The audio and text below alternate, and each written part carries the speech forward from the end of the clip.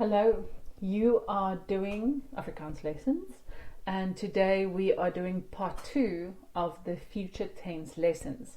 We're looking at the helping verbs and he. I want to refer you to the good old favorite list of verbs that I've made and that we've gone through over the past couple of weeks. And I just want to show you where we are at. So we are doing moet, kan, mag, wou today, and the previous lesson we did sal, because that is specifically this will happen in the future. These other helping verbs are referring to the future perfect tense and can be happening in the not so distant future and maybe later. So that's the future past. So you can replace any of these words with sal in the sentence, and then you know it will happen in the future. Now the other verbs that we're looking at is the main verbs. As always, they're always somewhere in the sentence, and we're also looking at sal hê, that will have. We'll do a few examples, and this is specifically when ordering at a restaurant. Ek wil 'n koffie hê. I want to have. That'd be useful for that. And we've already dipped our toes a little bit into the compound verbs. And the reason why I'm doing that is because compound verbs don't change in the future tense. You just pop it into the verb to space. In the past tense, they just get a ge or they separate. So it's not that they conjugate in English like I've mentioned before.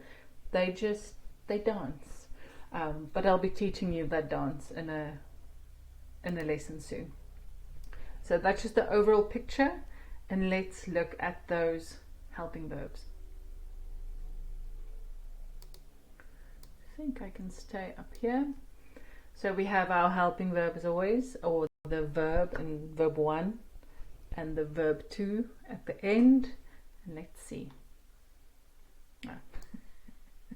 Of course.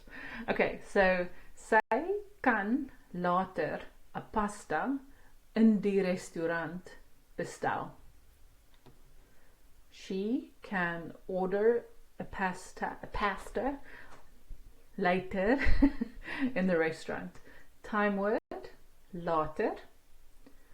Place, in die restaurant, in being the preposition there. Bestel, order. Let's just replace that kan with sal. Sy sal later 'n pasta in die restaurant bestel. So that changes it from she can do it to she will do it. Let's do the next one. Dirk kan die melk uit die bottel drink. He can drink the milk out of the bottle. Let's change that kan with sal. Hy sal die melk uit die bottel drink. So it changes from a can to a sal if you replace that helping verb. But that can is that future perfect will happen soon, is going to happen in the future.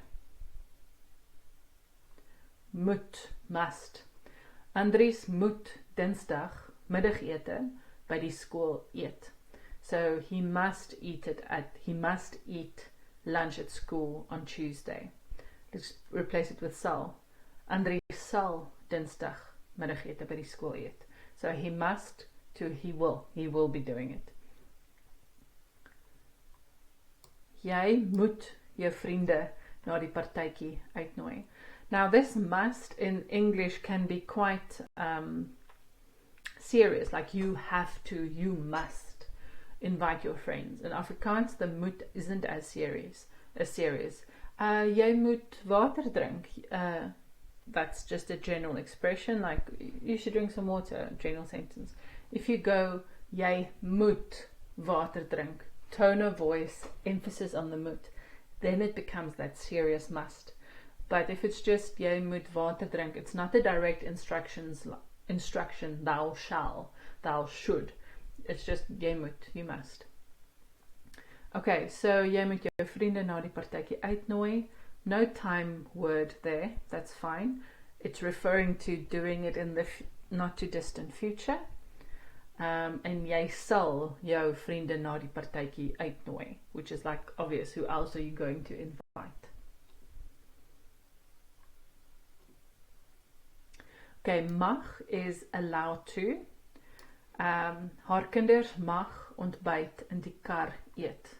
Her children are allowed to eat breakfast in the car. No time verb. I think you can assume that ontbyt is in the morning, so you don't need it, but you can say in die oggend. Preposition in, die kar. Hulle skool mag elke dag die kinders buite laat speel. So I've added that laat, allowed to play, let play, combined with this mag. It's a good combination. They're allowed to let them play outside, or hulle sal elke dag die kinders buite laat speel. They will let them play outside. Small nuance in the meaning, but I think you're getting the trend that you can replace the helping verbs with sal. Die mense wil hul middagete op die gras eet. The people want to eat their lunch on the grass. No time verb, time word. You don't need it. Op is the preposition. Haar pa wil na middagete die muur agter die deur verf. Okay, will, wants to. Don't, I've mentioned it before, don't confuse it with will in English. That means sal te doen. Okay, haar pa wil, he wants to paint the wall behind the door after lunch. Na middagete, after lunch. Even that na is giving you where it's going preposition or directions. Okay, so now let's look at the he. Very simple, subject verb as always, and you have your he at the end of the sentence. You don't have he as your verb 1, because then it would be het, because that he is het. Ek het 'n mooi kar. Ek wil 'n mooi kar hê. I want to have a nice car. Ek het 'n mooi kar gehad. Sounds familiar? That het changes to a gehad, and for future tense it changes into he. And the question is, wat wil jy hê? What do you want? Okay, my broer, my brother, wil now ontbyt in sy kamer hê. He wants to have breakfast in his room now. Haar man wil later middagete in sy kantoor hê. He wants lunch later in his office. Wat wil jy hê? So those are what those people want. So let's look at this sentence.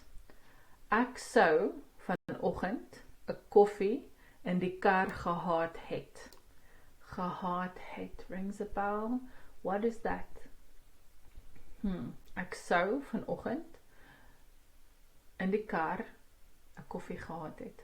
Okay, so that gehad het, you know, is the past tense of a helping verb. You have your helping verb there in your verb 1 space. Now let's just take it to future tense. So you know the het changes to a he at the end. So what would it look like? What is the future tense of so? Sal. Ek sal later vanoggend, just the time word changes, 'n koffie in die kar hê. Okay. What about the present for this sentence? We're still busy with het. Gehad het. So let's just use the het.